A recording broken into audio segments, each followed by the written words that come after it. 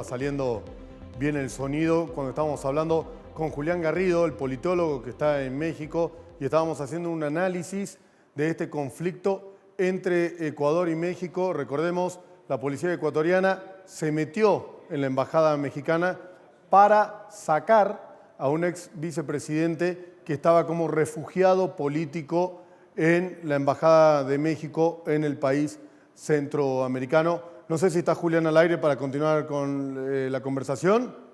Acá estamos. Julián, ¿ahora me escuchás vos? Sí, perfecto.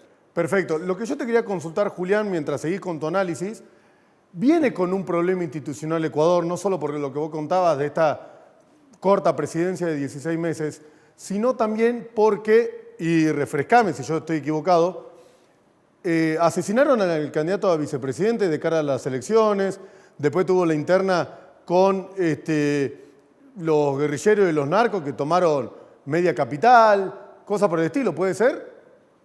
Sí, digamos, Ecuador viene atravesando una crisis, una escalada de violencia muy grande. Justamente me da pie para decirte una cosa más importante en este contexto, que es que, digamos, este problema con México tiene dos cuestiones, ¿no?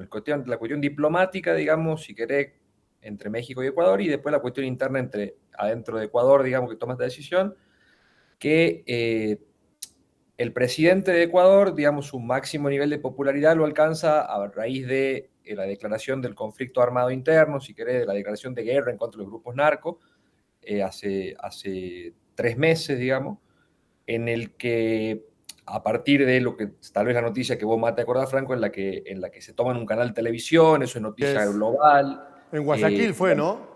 en Guayaquil exactamente, se toman un canal de televisión, y entonces el presidente declara la guerra, bueno, hay como toda una puesta en escena muy, muy fuerte, y todo el arco político se pone atrás del presidente en este conflicto, digamos, y me parece que es como el mejor momento en números del presidente, ¿verdad? Entonces Sí. alcanza casi un 80% de aprobación, y entonces ahí se lanzan las preguntas para la consulta popular esta de la que te hablaba, y entonces todo parece indicar que Daniel Noboa, que es el presidente de Ecuador, le iba a reelegirse, ¿verdad?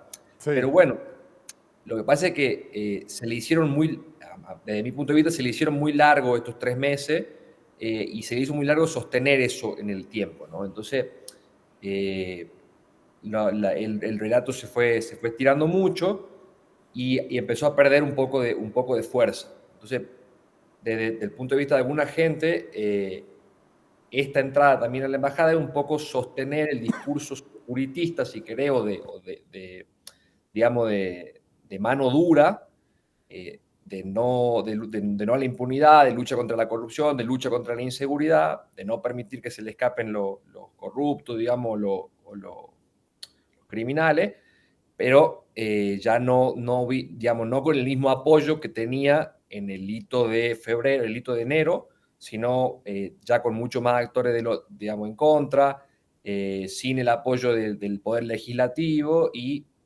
creo que en este último hecho, con mucho actor en contra, internacional en contra, y sobre todo poniéndose en contra, ahora sí, unificando, digamos, al resto de actores de la política nacional, el movimiento indígena, los partidos políticos, se quedó con muy pocos aliados, digamos. Entonces, De- desde mi punto de vista, una decisión bastante torpe, si querés, sí, porque completamente. De todas formas, esta crisis me parece que lógicamente hay dos responsables. Uno es Ecuador por meterse, por invadir la embajada. Recordemos que la embajada es parte del país que tiene la embajada. Y el otro es México de meterse, si se quiere, en una interna ecuatoriana, teniendo como refugiado político a un ecuatoriano cuando el Estado lo quiere enjuiciar. No es que este político, Glass, estaba fuera del país y había buscado asilo fuera del país, sino que se metió en la embajada mexicana que queda dentro de su territorio. claro, ahí bueno, la respuesta, digamos, como internacionalista sería, hay respuestas más proporcionales que meterse a la embajada, ¿verdad? O sea, eh, lo que, y la decisión sobre si es que es un asilado político o no, sobre entregar la condición de asilado o no, le correspondía más a México como país según la Convención de Caracas. Entonces, Ecuador decide como en protesta porque el presidente mexicano le dice que se mete, digamos, en política interna, decide declarar persona no grata a la embajadora y entonces Así es. una escalada de violencia, pero que termina, digamos, con una decisión ecuatoriana desproporcionada en política internacional, que es la de irrumpir en la embajada, ¿verdad? ¿Cómo se ¿Qué, soluciona esto, Julián? qué consecuencias justo iba a decir puede traer Ahí esto? está. Bueno, seguramente con una demanda ante la Corte Internacional de Justicia que no se va a resolver en el corto plazo, pero que sí, desde mi punto de vista, le va a costar bastante plata al Estado ecuatoriano porque todos los estados hacen uso del asilo, ¿verdad? Sí. Es como una convención que hay pocas convenciones dentro del sistema internacional que son ampliamente utilizadas por todos los estados. Digo, se dice mucho en Ecuador ahora, ni Pinochet violó el asilo, Se ¿verdad? animó a tanto. Exacto.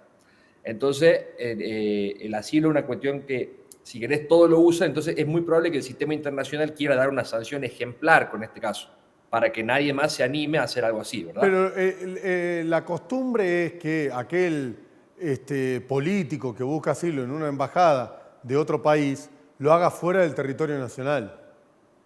Claro, lo que pasa es que hay un acuerdo sobre que no se invaden las embajadas, lo que no hay un acuerdo todavía es sobre si se entrega un salvoconducto para poder salir. Claro. Que eso todavía los países europeos y Estados Unidos no lo reconocen, pero sobre la embajada No se puede meter.